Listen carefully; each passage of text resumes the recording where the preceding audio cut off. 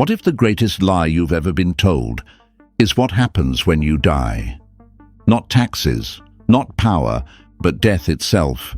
You've been told it's the end, a final breath, a silent void. But what if it's not?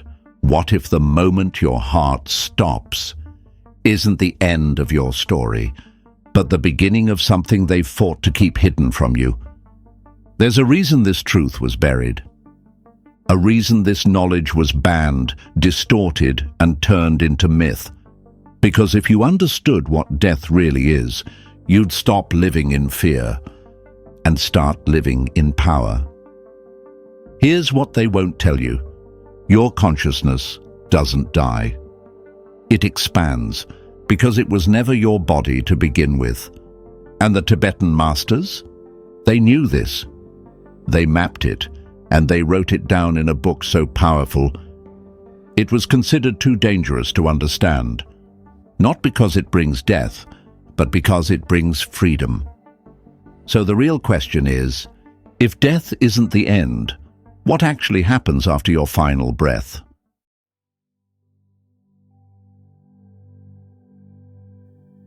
What actually happens when you die? It's the question most people avoid until it's too late. And for those who dare to ask, the answers are always the same.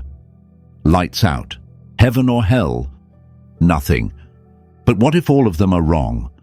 What if death isn't the end, but a shift? Not a collapse, but an expansion. Here's what you were never told. You are not your body. Your consciousness doesn't live in your brain. It uses your brain, flows through it, like light through a lens, like music through a speaker. So when the body stops, when breath ceases and the heart goes silent, you don't end. You remain, just without the filter. It's like waking up from a dream you didn't even know you were in, and then realizing the one watching the whole time was you. Science is beginning to catch up. Near-death experiences, once dismissed, are now being studied, and they follow the same story across age, religion, and culture. Floating above the body, traveling through a tunnel of light, feeling peace and clarity, meeting a presence beyond words, knowing with certainty, I didn't end. Some of these reports come from people who were clinically brain dead, no heartbeat, no oxygen, no activity, and yet they return with memories, precision, and insights they shouldn't be able to recall. This isn't hallucination, it's a change in perception. The truth is, death isn't darkness, it's transparency. You don't vanish, you pass through a veil, and on the other side is consciousness, raw and unfiltered. It's like removing the costume of being human, the name, the body, the story. What's left is the witness, the part of you that has always been watching. And this is the part that's been hidden from you on purpose, because a human who remembers this truth is impossible to control. You wouldn't live in fear. You wouldn't obey blindly. You wouldn't give your life away chasing safety, because you'd know nothing can take you, because nothing truly owns you. This isn't new knowledge, it's ancient. Thousands of years ago, long before modern medicine or quantum theory, the Tibetan masters knew this truth. They taught, consciousness is not created, it's revealed. And death to them was that moment of revelation. So they didn't fear it. They trained for it. Through meditation, visualization, and ritual, they explored the edge of life and returned with maps. Detailed, precise, and profound. They wrote it down. And that record became one of the most sacred yet misunderstood texts in spiritual history, the Tibetan Book of the Dead. It's not myth. It's not symbolic philosophy. It's a manual, a practical guide to what happens after your final breath. It doesn't just describe the journey. It gives you the tools to move through it. with awareness, presence, and choice. And yet most people will never know it exists, because if this knowledge were widespread, everything would change. Fear would lose its grip, systems of control would crumble, and humanity would remember what it truly is: consciousness, temporarily wearing a body, but never defined by it. So no, death is not your enemy. It's not a punishment. It's not the end. It's your awakening. The question now is, if you continue after death, can you prepare for what comes next? And it's not a mystery. It's a map dash, hidden in plain sight for centuries, just waiting for you to remember.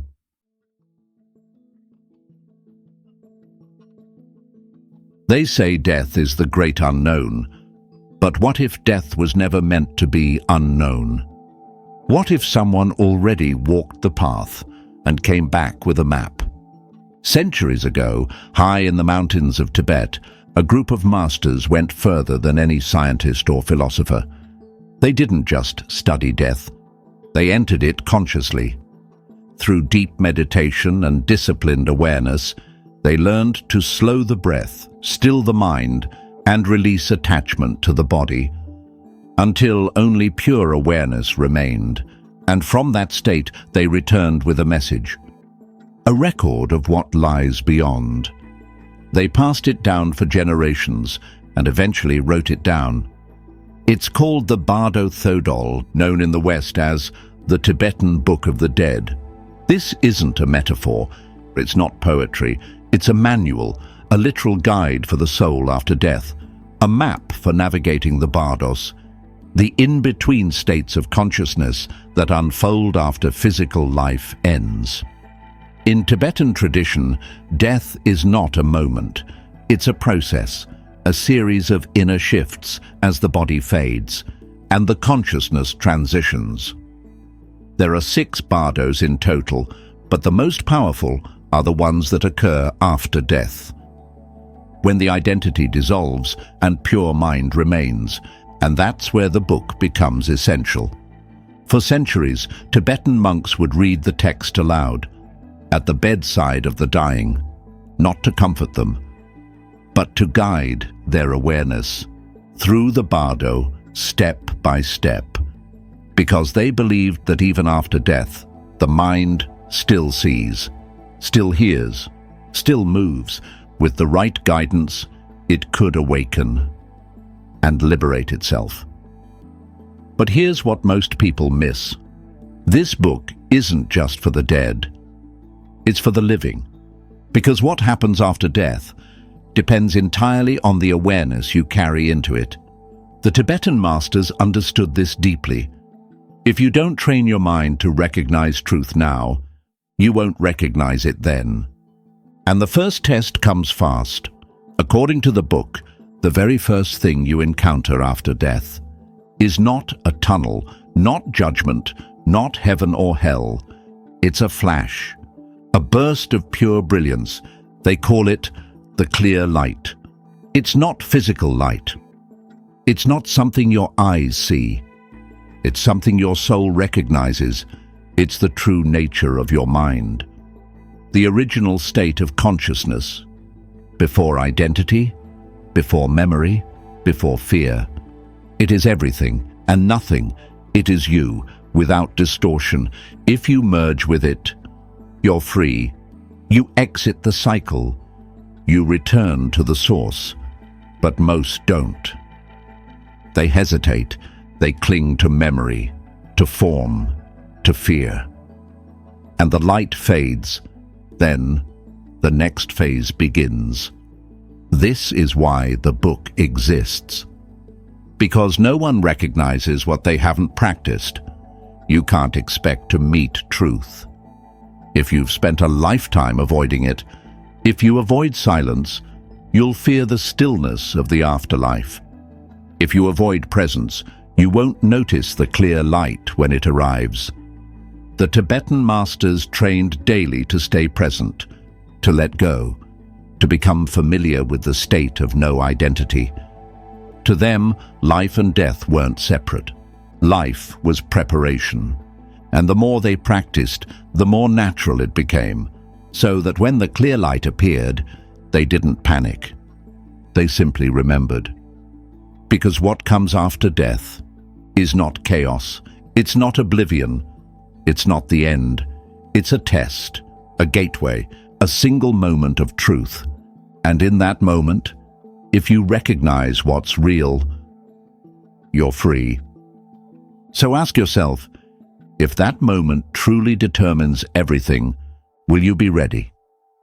Because what comes next won't look like the truth, unless you've trained your soul to recognize it.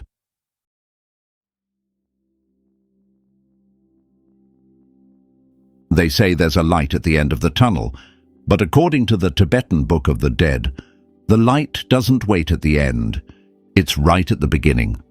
It's the very first thing you encounter after death, and it's not a metaphor, it's not symbolic, it's real. The Tibetans call it the clear light. And in that moment, if you're ready, you'll see it. Or more accurately, you'll become it. The clear light isn't something the eyes can detect. It's not white like snow or a glowing bulb. It's beyond color, beyond shape, beyond description. It's pure, boundless awareness.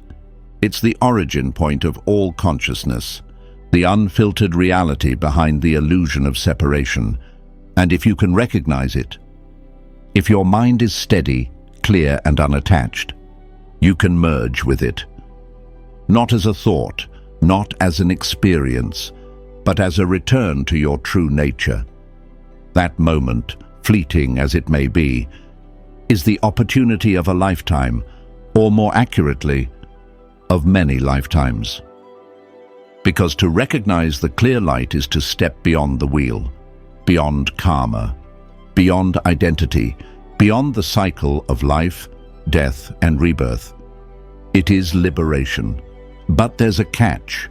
This window doesn't stay open forever. If your mind is distracted, if you're still clinging to your memories, attachments, or fears, you won't see it clearly. You'll resist it. You'll try to make sense of it, or worse, you'll fear it. And in that hesitation, the light fades. Just like a dream slipping away the moment you wake up, you miss it. Not because it wasn't there, but because you weren't ready to recognize it. This is why the Tibetan masters trained so rigorously. They knew this moment would come. They understood that recognition is everything. They practiced dissolving their ego in meditation, letting go of thoughts, observing sensations without attachment, training their minds to rest in open, present awareness, so that when the clear light appeared, they'd know it, they wouldn't panic, they wouldn't run, they would meet it like an old friend, and in doing so, they would become free. Imagine it like this. The clear light is a mirror. If your mind is still, it reflects you perfectly. If your mind is turbulent, it distorts. The light doesn't change, you do. And whether you merge with it or miss it depends not on what's outside of you, but on how much inner clarity you've cultivated. And the most profound part, this moment is available to every single being. No status, no religion, no hierarchy, just awareness. If you're present, you're ready. If you're distracted, you return. The book describes this moment as a door, a rare, sacred doorway that only opens once, and if you step through it, you transcend every system that's ever kept you bound. But if you hesitate, even for a moment, that door closes, and the next phase begins. Not punishment, not hell, just the continuation of the illusion. You begin now, before the veil lifts, by stilling the very mind that will face the light. Not on your final day, but today, this moment, you train your mind to be still. You practice observing without grasping. You notice thoughts rise and fall without attaching to them. You make friends with silence, with uncertainty, with impermanence.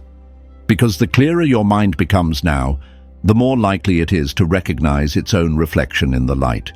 This is why the clear light isn't just a vision. It's a test, a final, silent question whispered in pure energy. Do you remember who you are? And if your answer is yes, you dissolve, not into nothingness, but into everything. But if you're not ready, if you reach for control, if you cling to identity, if fear clouds your perception, then the clear light disappears and the journey continues, not as a punishment, but as another chance to remember, another lesson, another life, another loop. And what comes next isn't light. It's you, reflected back at yourself. Face to face. So the clear light fades. And what happens next isn't heaven or hell. It's you, but not the version of you the world knew. What appears now is what lies beneath. This stage is called the Bardo of illusory appearances, and it's not a place. It's a mirror. In this space, you don't see the external world. You see symbols, images, deities, beings of light, beings of fear, and none of them are separate from you. The Tibetan Book of the Dead explains that these appearances, whether peaceful or wrathful, aren't divine beings judging you. They're reflections, archetypes, patterns, aspects of your own mind given shape and motion.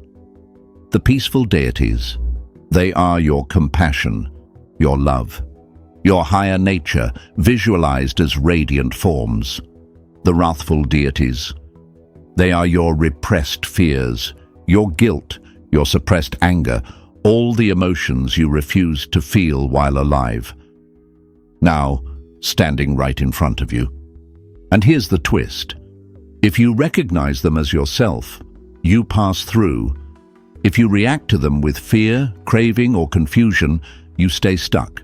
This is the test, not of morality, but of clarity. Imagine seeing a monstrous form with flaming eyes and 1,000 arms, and realizing that's your own rage, your own wounded child. Your shame finally taking form. If you run from it, you empower it. If you cling to it, you merge with it. But if you witness it, see it for what it is, an expression of mind, you dissolve its hold over you. And in that moment, you rise to the next level of awareness. This isn't just spiritual poetry. It mirrors what psychology is only now beginning to understand. Carl Jung called them archetypes, universal characters and forces within the unconscious.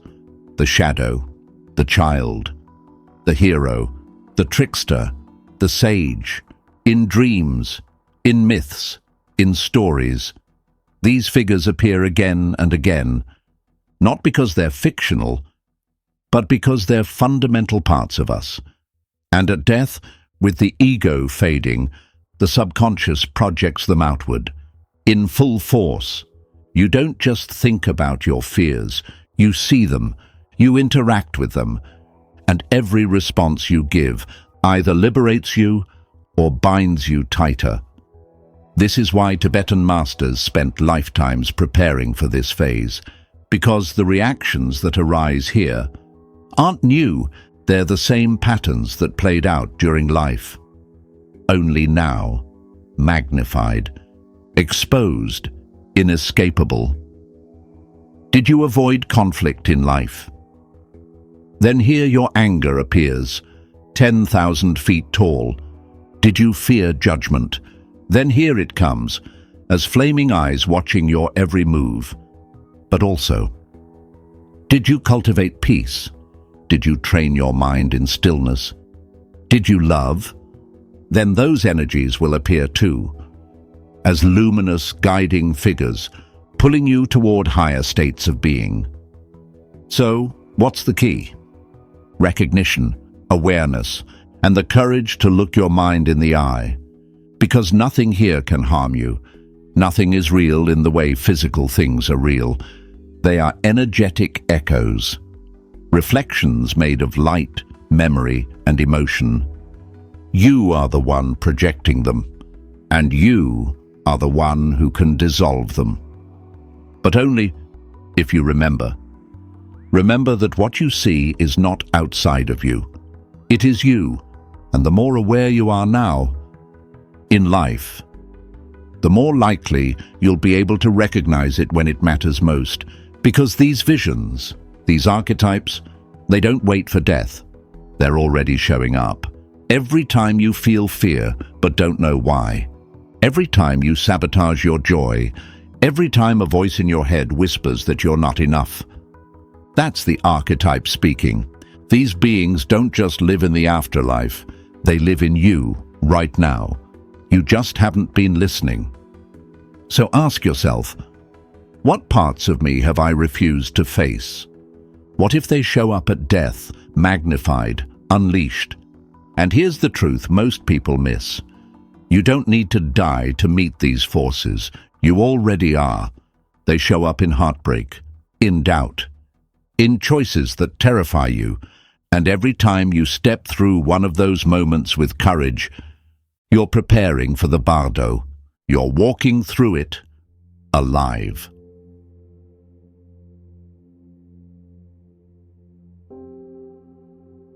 We've been taught that death is a single moment, a final breath, a clean break. But the Tibetan masters saw it differently. To them, death isn't something that only happens once. It happens all the time, not as a metaphor, not as philosophy, but as a literal transition of consciousness. And they had a name for it, Bardo. In Tibetan, Bardo means in between. It's the space between what was and what's coming, between identities, between states of being.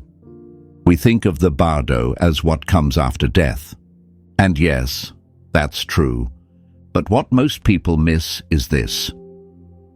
You're already in the bardos, right now, in your life, in every change you resist, in every moment of letting go. When you lose something, a relationship, a dream, your sense of certainty, you enter a bardo. When a job ends, when someone you love leaves, when life pulls you out of what felt safe. That's not just grief. That's not just chaos. That's a mini death. And it's training. Every time you move through a transition with awareness, you're rehearsing for the final transition, not in fear, but in clarity. Because the way you face the little endings is the way you'll meet the big one. If you avoid, cling, distract, you're practicing panic. If you breathe, observe, and let go, you're practicing mastery. This is why the Tibetan Book of the Dead isn't just a guide for the dying, it's a guide for the living. Because the principles of death are already woven into life. And if you can walk through the bardos now, you won't be afraid to walk through them later. Here's how to recognize them. The bardo of heartbreak, the bardo of failure, the bardo of uncertainty, of forgiveness, of surrender. They may not feel spiritual in the moment.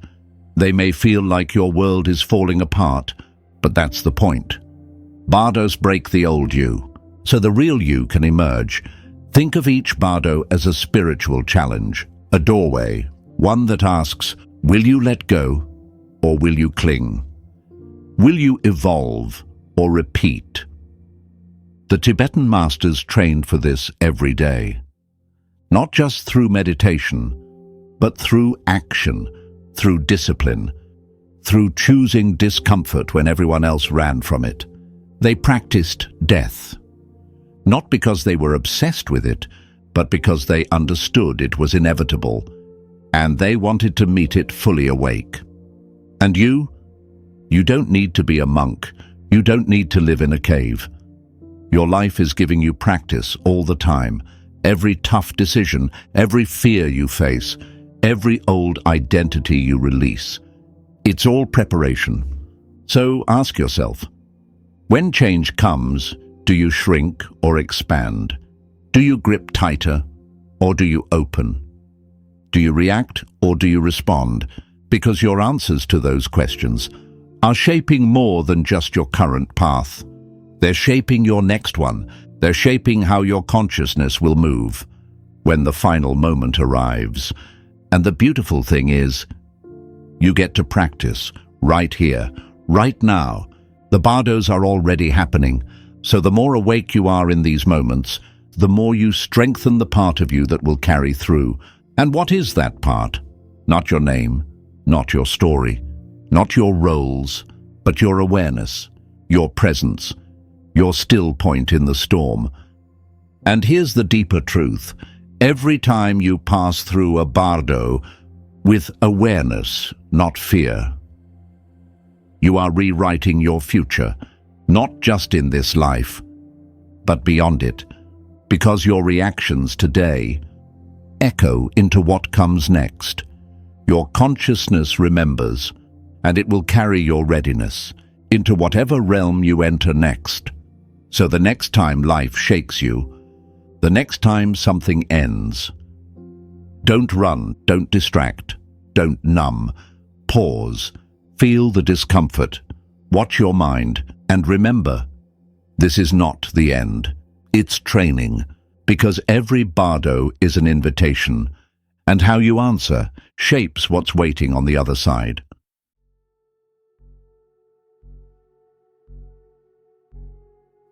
Right now, most people hear the word karma and immediately think of punishment.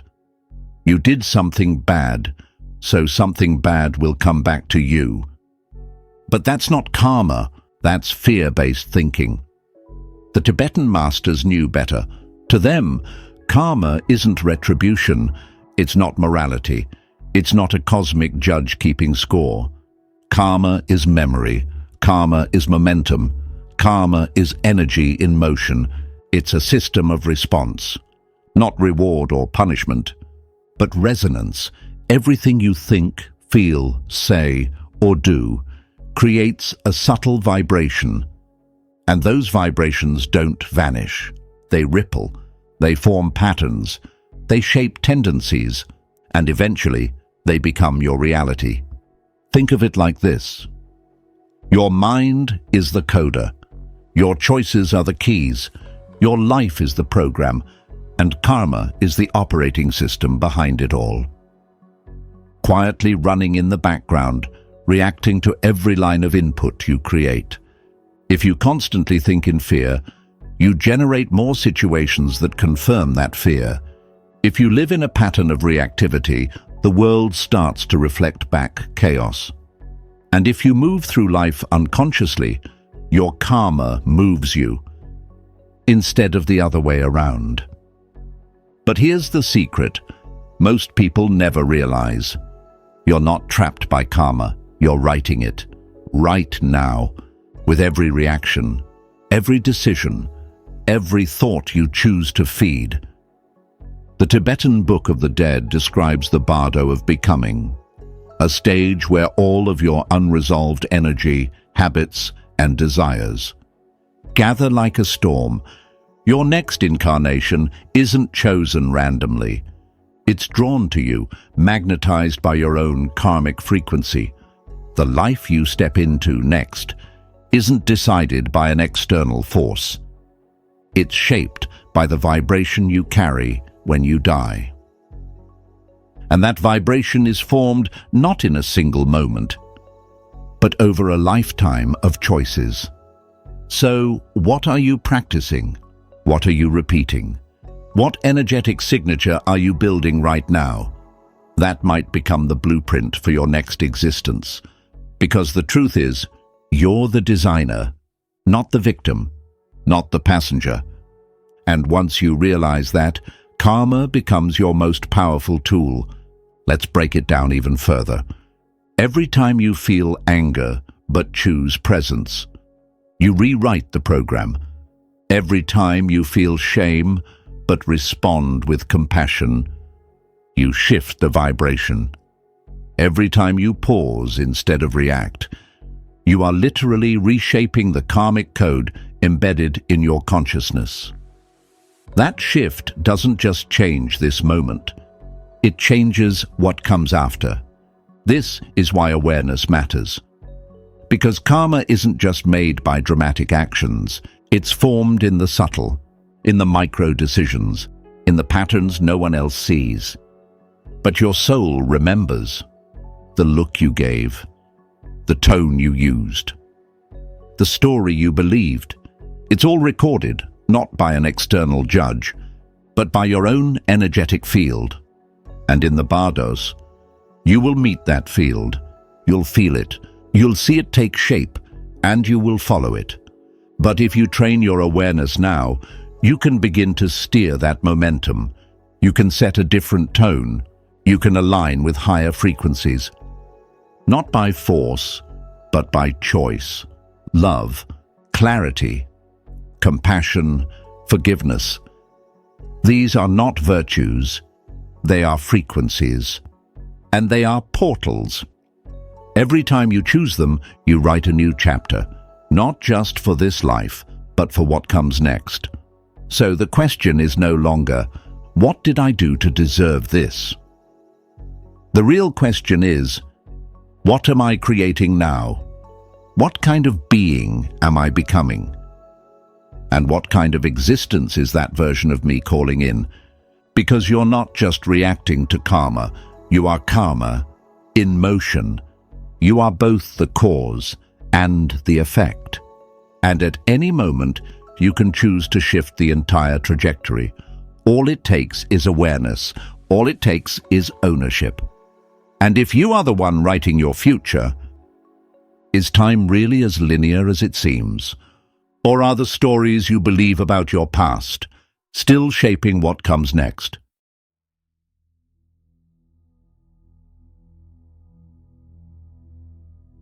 We think of time as a straight line, past, present, future, moving in one direction, like a clock you can't rewind. But that's not how the Tibetan masters saw it, and it's not how consciousness experiences it after death.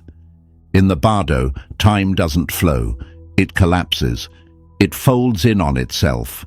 Moments blur, boundaries vanish, and suddenly, you are everywhere you've ever been, all at once. The past is not behind you. The future is not ahead of you. It's all here, happening in a spiral, not a line. And within that spiral, something extraordinary becomes possible. You can heal what once seemed fixed. You can rewrite the patterns you thought were permanent. Imagine returning to a memory, a moment that defined you, a decision you regret, a pain you never released. But this time, you're not lost in it. You're witnessing it, consciously. You feel the tension, the fear, the emotion trapped in that moment. And then, instead of reacting, you bring in something new: presence, compassion, clarity. In that instant, the entire memory shifts, not because the facts changed, but because you did. And in the spiral of time, that shift ripples, not just backward, but forward, changing not just how you remember, but how your energy moves into what's next. This is more than metaphor. It's how energy truly works. Modern physics is catching up. Experiments in quantum theory show that observation alters outcomes, even retroactively. And in consciousness studies, we're discovering that healing a memory doesn't just create psychological relief. It alters the vibrational field around you. The Tibetan masters knew this intuitively. They taught that the bardos weren't just places between death and rebirth. They were opportunities to change the course of the soul, and nowhere is that more powerful than in the dimension of time. So how do you access that spiral now, while you're still alive? You begin by stepping outside of your usual flow. Turn off the noise, find stillness, and choose a moment from your life that still holds weight. Something unresolved, something tender, something charged. Now close your eyes and go back, not to re-experience it, but to witness it differently. See yourself, the younger you, the confused, afraid, reactive you. Now bring in the you of today, the one who's watching this, the one who's aware, and do what wasn't possible then. Maybe it's forgiveness, maybe it's letting go, maybe it's saying what you couldn't say before. Whatever it is, feel it. Let it land. Let it echo outward through the spiral, because that version of you still exists in the timeless field.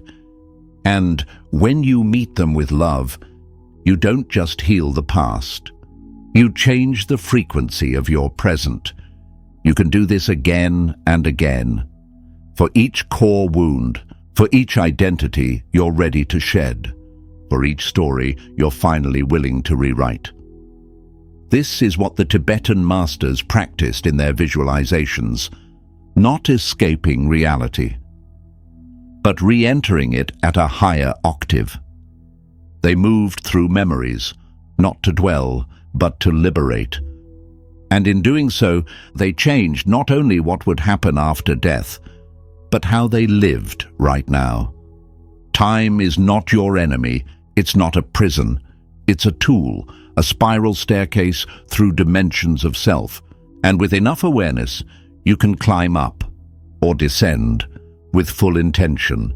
You are not bound to your past, and your future is not fixed. You are the architect of both, through your awareness now. So the next time you feel stuck, return to the root, not to suffer it, but to free it. Because in the spiral of time, the present isn't just where you are. It's where everything is happening, and in that collapse of time, in that infinite now, there is only one thing that remains: pure consciousness, the timeless observer, the still point behind every moment, and that is what comes next.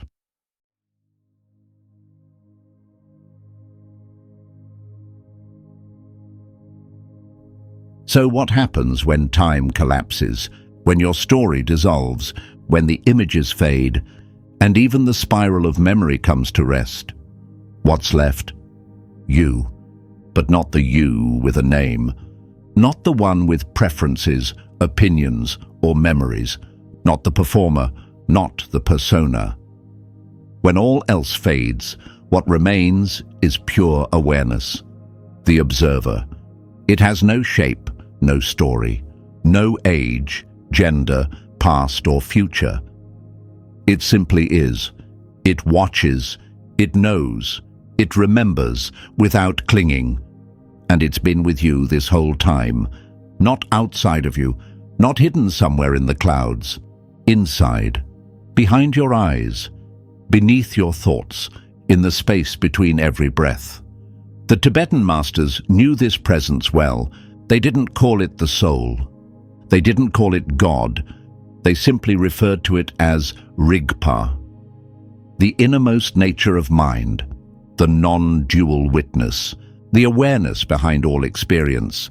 And they taught that at the deepest level, this is who you are, not just during death, but now, in every moment. You don't become this at the end. You are this, always. You've just been distracted by the noise of identity. So let's make this practical. Right now, close your eyes. Notice your thoughts. Let them pass. Don't fight them. Don't follow them. Just observe. Now ask yourself, who's doing the noticing? That quiet space you just touched. That's the observer. It has no voice, but you can feel it. It doesn't speak, but it sees everything. That is the part of you that cannot die.